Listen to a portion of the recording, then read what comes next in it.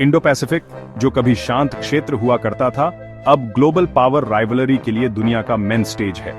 ये एक ऐसा क्षेत्र बन गया है जहां भू राजनीतिक महत्वाकांक्षाएं और आर्थिक हित आपस में टकराते हैं। अफ्रीका से लेकर अमेरिका तक फैला यह क्षेत्र केवल भौगोलिक विस्तार नहीं है, बल्कि यह एक इकोनॉमिक हाईवे है जो वैश्विक वाणिज्य की जीवन रेखा है।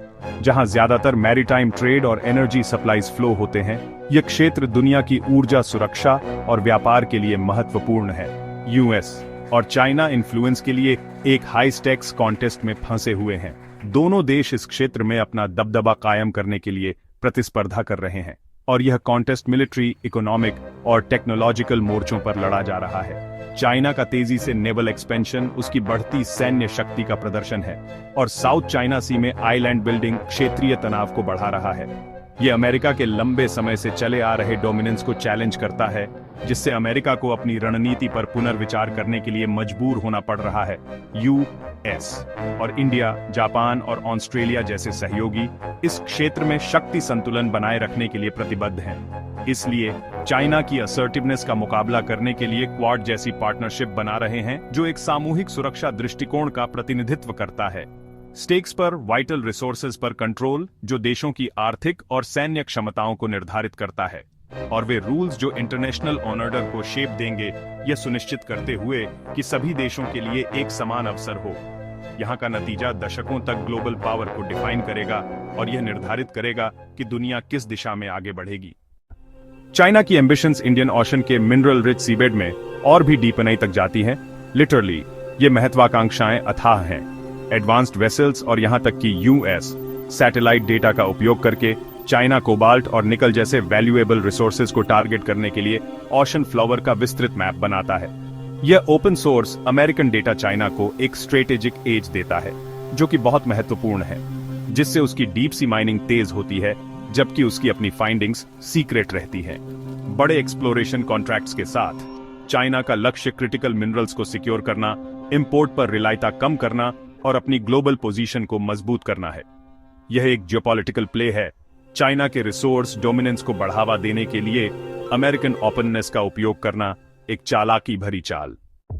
इंडिया के लिए इंडियन ओशन न केवल एक जल मार्ग है, बल्कि उसका स्ट्रेटेजिक बैकयार्ड है।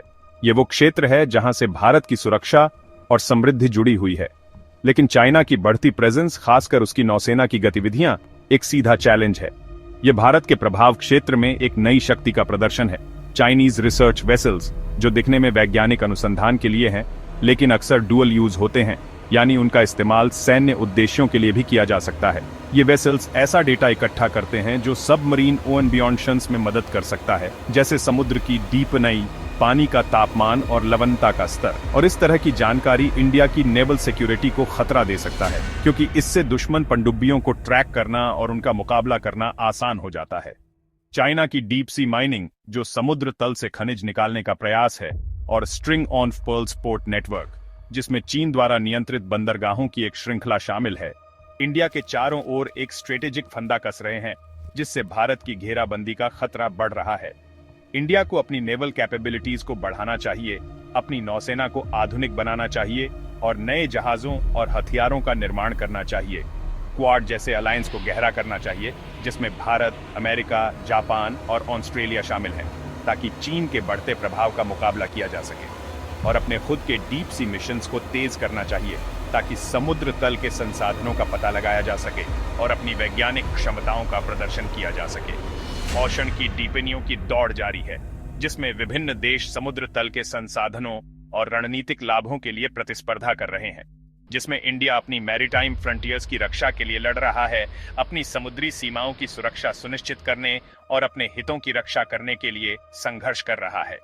स्टेक्स पर इंडिया की सिक्योरिटी, ऑटोनॉमी और रीजनल लीडरशिप, यानी भारत की सुरक्षा, संप्रभुता और क्षेत्रीय नेतृत्व की क्षमता खतरे में है। कॉन्टेस्ट लगातार जारी है और इस समुद्री प्रतिस्पर्धा का भविष्य अनिश्चित है, और नतीजा एशिया के फ्यूचर को शेप देगा। यह तय करेगा कि इस क्षेत्र में कौन सी शक्ति सबसे प्रभावशाली होगी। ओशन के परे नए खतरे सामने आते हैं, जो हमारी सामुद्रिक सीमाओं को चुनौती देते हैं। ये खतरे न केवल पारंपरिक युद्ध से जुड़े हैं, बल्कि गैर पारंपरिक खतरे भी शामिल हैं। जो हमारी सुरक्षा के लिए एक गंभीर चुनौती पेश करते हैं, जैसे नार्को टेरर नेक्सस, एक ऐसा गठजोड़ जो आतंकवाद और ड्रग तस्करी को एक साथ लाता है। यह एक चिंताजनक ट्रेंड है जो कैनेडियन एक्सट्रीमिस्ट्स और ड्रग कार्टेल्स को जोड़ता है, जो इंडिया को टारगेट करते हैं, जिससे राष्ट्रीय सुरक्षा के लिए एक बड़ा खतरा पैदा होता है। यह नेटवर्क सिम्बियोटिज्म और क्राइम को फंड करता है, जिससे अस्थिरता और अराजकता फैलती है। अवैध धन के प्रवाह को रोकना हमारी प्राथमिकता होनी चाहिए, जिससे इंडिया को सिक्योरिटी के लिए इंटरनेशनल कोऑर्डिनेशन पर निर्भर रहना पड़ता है। अंतर्राष्ट्रीय सहयोग के बिना इन खतरों का सामना करना मुश्किल है। इस बीच यूएस ने अपने EB-5 इन्वेस्टर वीजा को स्ट्रीमलाइन किया है, जिसका उद्देश्य विदेशी निवेश को आकर्षित करना है, जो ग्लोबल मोबिलिटी चाहने वाले इंडियंस के लिए नए अवसर प्रदान करता है, जिससे उन्हें अमेरिका में निवेश और रहने का मौका मिलता है। इंडिया इंटरट्वाइंड रिस्क और अपॉर्चुनिटीज की दुनिया का सामना करता है, जहां हर चुनौती में विकास का अवसर छिपा होता है। मैरीटाइम राइवलरी से लेकर ट्रांसनेशनल क्राइम और माइग्रेशन तक कई मुद्दे हैं जिन पर ध्यान देने की आवश्यकता है। इन चैलेंजेस को नेविगेट करने के लिए विजिलेंस, स्ट्रेटेजी और ग्लोबल एंगेजमेंट की जरूरत है। हमें अपनी सीमाओं की रक्षा करने और अंतर्राष्ट्रीय समुदाय के साथ मिलकर काम करने की आवश्यकता है।